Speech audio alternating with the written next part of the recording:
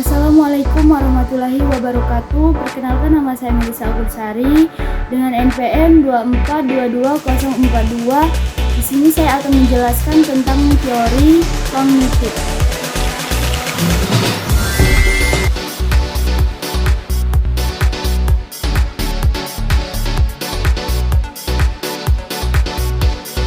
Pengertian teori belajar kognitif.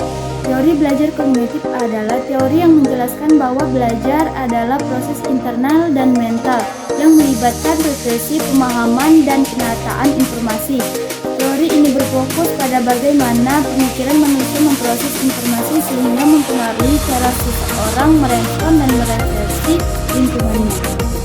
Cara-cara menurut tokoh-tokoh dalam teori belajar kognitif. Jean Piaget, ahli biologi yang menghubungkan tahapan perkembangan kognitif dengan tahapan perkembangan fisik. Menurut Piaget, kecerdasan berubah seiring dengan pertumbuhan anak. Menurut David Ausubel, menghubungkan kegiatan pembelajaran yang bermakna.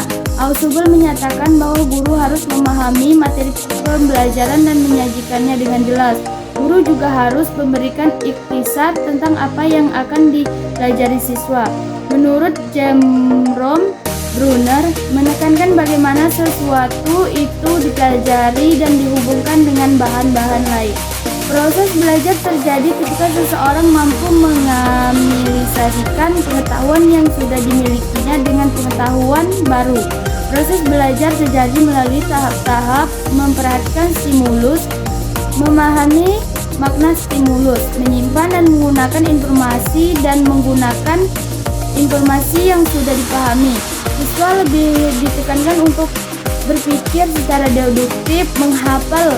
Keterlibatan siswa secara aktif dalam belajar sangat penting. Menghafal, belajar memahami akan lebih bermakna daripada belajar menghafal. Model belajar menurut Brunner. Menurut Brunner, proses belajar dapat dilaksanakan dengan baik jika pengetahuan dipelajari menurut 3 tahapan perkembangan kognitif. Siswa yaitu enaktif berbasis tindakan dan berbeda konkret, ikonik berbasis gambaran atau visualisasi, dan simbolik berbasis simbol, abstrak, bahasa, matematika, dan logika. Model belajar menurut Ausubel ada 4 macam, yaitu ke-1 belajar dengan menerima, kedua belajar dengan menemukan, ketiga belajar dengan menghafal, keempat belajar bermakna. Kesimpulan dari teori belajar kognitif ini menekankan bahwa bagian-bagian dari suatu situasi saling berhubungan dengan seluruh konteks situasi tersebut. Teori ini berpandangan bahwa belajar merupakan suatu proses internal yang mencakup ingatan, pengelolaan informasi, emosi, dan aspek-aspek kejiwaan lainnya.